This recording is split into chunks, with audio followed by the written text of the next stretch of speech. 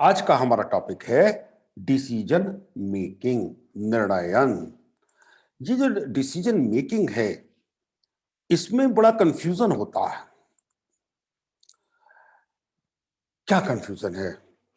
Decision making में एक जो सबसे बड़ी समस्या कह लीजिए, हम कंफ्यूज करते हैं इसको प्लानिंग के साथ में, निर्णयन से। प्लानिंग मतलब किसी चीज को कैसे किया जाए, और डिसीजन मेकिंग, निर्णयन, दोनों में अंतर क्या है, इसके बारे में पहले हम डिसीजन मेकिंग का मीनिंग समझ लें।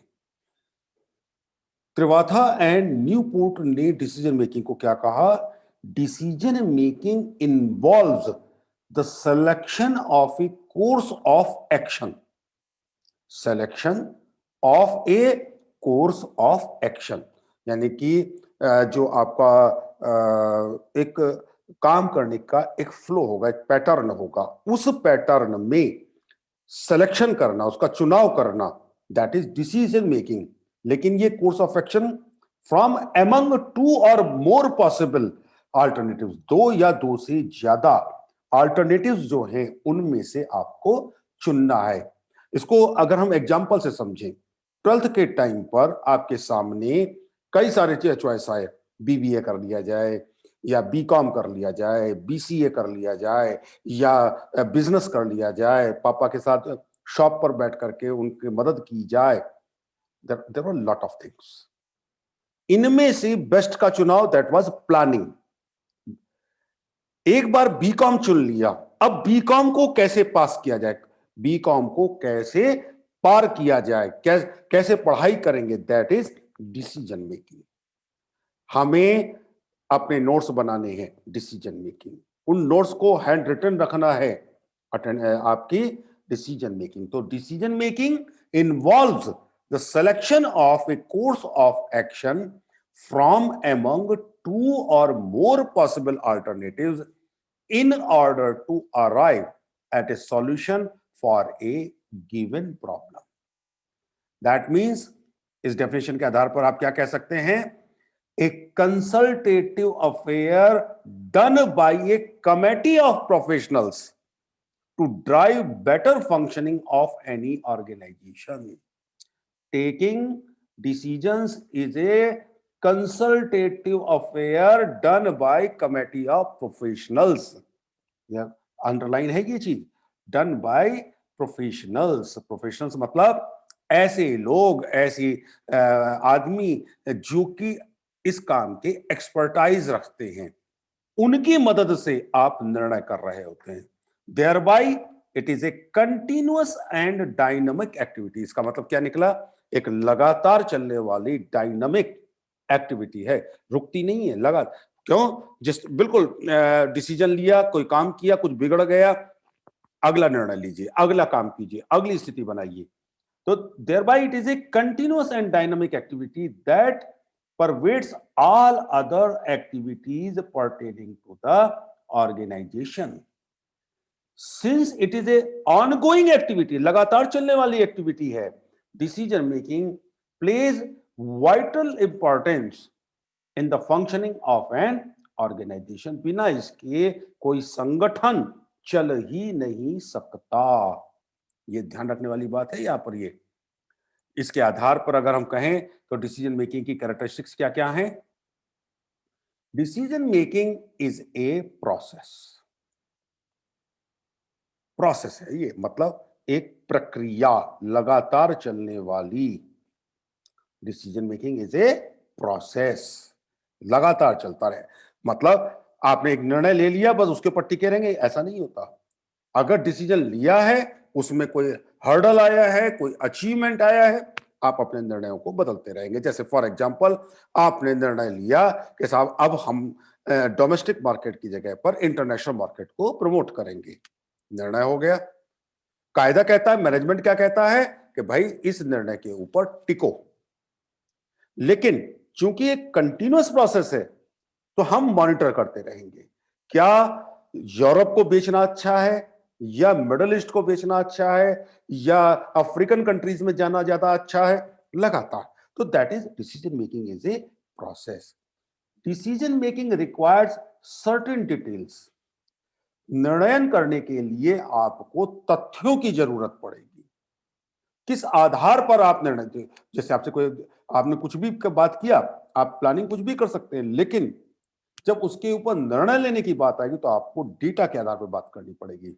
फॉर एग्जाम्पल, हम बात करें, मान लीजिए अपने स्टडीज की बात कर रहे हैं कि साहब हमने बीकॉम लिया, तो हम डेटा दे सकते हैं कि साहब बीकॉम करने के बाद जॉब मिलने के चांसेस इतने हैं, हमारे लिए स्कोप इतने यहाँ यहाँ खुल जाते हैं, आईएएस पीसीएस में हम वहां पर जा सकते हैं, हम कॉम्पिटिटिव एग्जाम्स में जा सकते हैं, हम बैंक पीओ के एग्जाम्स में जा सकते हैं, लेकिन इसके साथ साथ हम एमबीए में जा सकते हैं, हमारे लिए बीसीए और बीबीए के रास्ते खुले हुए हैं, जबकि अगर मैं कहीं और जाऊंगा ये रास्ते बंद हो जाएंगे। तो यानी कि फैक्ट्स के आधार पर आपने अपनी बात आगे बढ़ानी होती है। तो decision making requires certain details.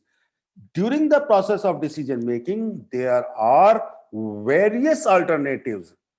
बहुत सारे आपके सामने रास्ते होंगे, but you have to select the best alternative.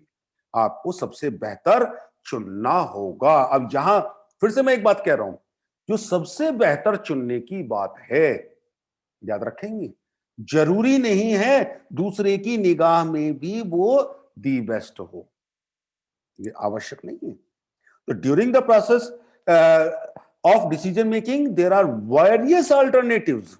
बहुत सारे अल्टरनेटिव्स हैं, बहुत सारे रास्ते होंगे, आपको बेस्ट चुनना है, और वो बेस्ट आपकी निगाह में, आपके ज्ञान के, आपकी एफिशिएंसी के, सबके सम्मिलित रूप में दी बेस्ट होगा। लेकिन जरूरी नहीं है कि ये डिसीजन हमेशा पॉजिटिव हो, कई बार नेगेटिव डिसीजन भी हो सकता है। हम चाहते हैं इंटरनेशनल मार्केट में जाना, लेकिन डिसीजन मेकर्स ने क्या कहा, sorry it is not advisable, ये ठीक नहीं होगा, नेगेटिव। तो जरूरी नहीं है, it is not compulsory that taken decision is always positive, it may be negative, and every decision requires promise binding. अपने आप से आपको एक वादा करना पड़ता है, मैंने ये निर्णय लिया है, अब मैं इस निर्णय के साथ खड़ा होऊंगा और इस निर्णय को पूरा करके दिखाऊंगा, इस डिसीजन को पूरा करके दिखाऊंगा। Promise binding, decision making requires promise binding, वचनबद्धता लेकर के आता है। Decision making embeds the characteristics of the evaluation. मूल्यांकन क्या फीचर डिसीजन मेकिंग के साथ जुड़ा होता है। आप कब कब डिसीजन ले पाएंगे, जब आप हर चीज का एक मूल्यांकन कर सके। एक छोटा सा एग्जांपल या देखिएगा, एक फैक्ट्री है जो किराए के प्रेमाइसिस में चल रही है, जिसका 1.5 लाख रुपए आपको किराया देना पड़ता है। अब फैक्ट्री चल रही है लॉस में, और लॉस कितना होता है, मान लीजिए 50,000 रुपए। ये लॉस 50,000 कैसे आया होगा, टोटल आमदनी में से टोटल खर्चे निकाल करके, टोटल आमदनी में से टोटल खर्चे निकाल दिए जाएं तो हमारे पास जो बचा वो हमारा लाभ या हानि। अगर खर्चे ज्यादा हो गए तो जो बचा वो हानि, और अगर आपके आमदनी ज्यादा हो गई तो आपके पास जो बचा वो क्या है, प्रॉफिट। तो हमारा लॉस कितना है, 50,000 रुपए। उधर अगर फैक्ट्री चल रही है तो लॉस बेयर कर रहा हूं 50,000 रुपए, और अगर फैक्ट्री बंद कर देता हूं तो ये 50,000 का लॉस रुक जाएगा। क्या वास्तव में फैक्ट्री बंद कर देने के बावजूद फैक्ट्री का किराया 1.5 लाख रुपए आपको देना पड़ेगा। तो डिसीजन क्या हो सकता था, अगर यहां पर डिसीजन क्या होगा, फैक्ट्री चलाओ, 1.5 लाख का नुकसान घट करके 50,000 रुपए का रह गया, क्योंकि आपने सब कुछ कवर करने के बाद केवल आपका लॉस कितना रह गया, 50,000। तो बेटर क्या है, 50,000 का लॉस बेयर करना या 1,50,000 का लॉस बेयर करना। ये मूल्यांकन है, ये इवैल्यूएशन है, हमें किस में ज्यादा फायदा है। कई बार कम नुकसान होना भी एक फायदा होता है। तो decision making embeds the characteristics of evaluation. Decision making is a human and intellectual process. निर्णयन मानवीय क्रिया है जिसमें इंटेलेक्चुएशन, आपकी जो दिमाग है, इसका स्किल है, इसका प्रयोग किया जाता है। And decision making has a time factor. समय पर निर्णय लेना जरूरी है। ये नहीं कि साहब जब मौका बीत गया तो तब कर रहे हैं, नहीं। जैसे एक कमर्शियल लॉ में एक बड़ा इंटरेस्टिंग केस आता है। उसमें क्या हुआ कि मिस्टर एक्स ने एक प्रपोजल भेजा कि साहब अगर आप चाहें तो हम आपको कोयला सप्लाई कर सकते हैं, रेट ये होगा और फलाना फलाना सब कुछ हो गया।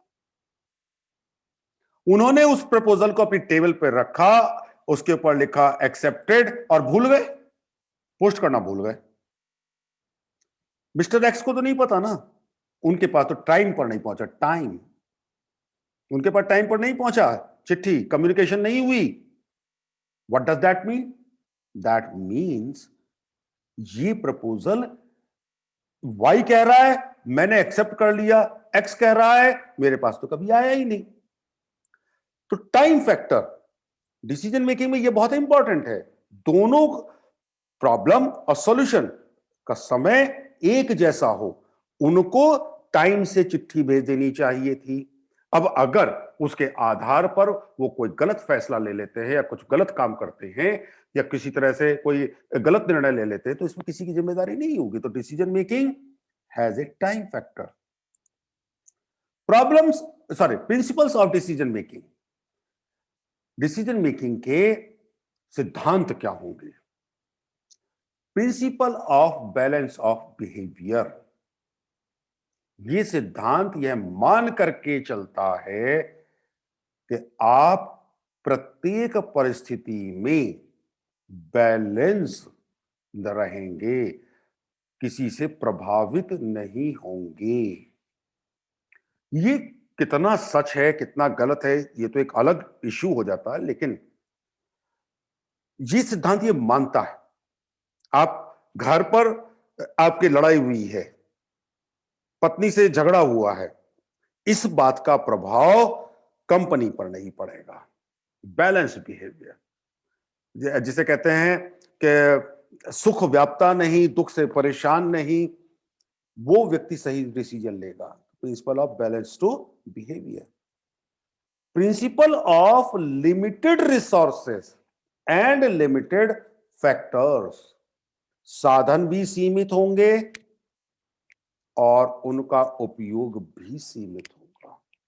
पैसा किसी के पास इनडेफिनिट नहीं है, अंबानी भी होगा तब भी कहीं ना कहीं सीमित, इससे ज्यादा नहीं है।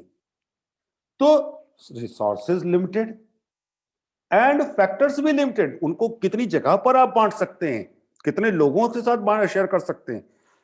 तो प्रिंसिपल ऑफ लिमिटेड रिसोर्सेज क्या करता है?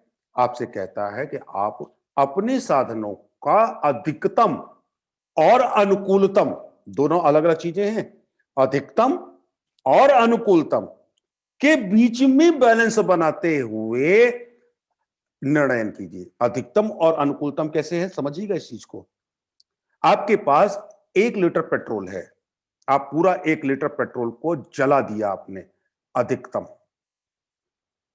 आपने ये नहीं देखा उससे आउटकम क्या मिला। खड़ी गाड़ी है, चल रही है, लाल बत्ती पर गाड़ी रुकी हुई है, आप ढो ढो ढो ढो चल रही है, पेट्रोल जल रहा है, अधिकतम उपयोग है, अनुकूलतम नहीं है। अनुकूलतम कब होगा? जब आप उसकी एक एक बूंद से मैक्सिमम माइलेज ले लें। तो आपको क्या करना है? अधिकतम और अनुकूलतम के बीच में, ऑप्टिमम एंड मैक्सिमम के बीच में बैलेंस बनाना है with A principle of flexibility. लोच के साथ में, जहां जिसकी जैसी जरूरत हो हम उसको निर्णय में लागू करें। प्रिंसिपल ऑफ टाइम, सही समय पर निर्णय लें। जिस समय निर्णय लेना है, आप गए हैं रेस्टोरेंट में, वहां पर आपको खाना है मान लीजिए पनीर पसंदा, और आपने उस समय निर्णय नहीं लिया, बाद में बाहर आकर के सोच रहे हैं अरे यार पनीर पसंदा खा लेते तो अच्छा होता, खा के क्या चले आए? पालक। गलत हो गया। आपको निर्णय कब लेना था? जब आप रेस्टोरेंट के अंदर बैठे हुए थे। तो टाइम, समय, जिस समय पर जरूरत है उस समय पर आपको निर्णय करना है। Principal of balance between available resources and objective, point number 2 से देखिए, दोनों को अलग अलग करके मैंने क्यों लिखा? यहां पर लिखा है रिसोर्सेज एंड ऑब्जेक्टिव्स, उद्देश्यों। वहां पर क्या था? सीमित साधन थे। यहां पर आपके उद्देश्य और आपके रिसोर्सेस, आपके जो साधन है, इनके बीच में आपको बैलेंस करना है।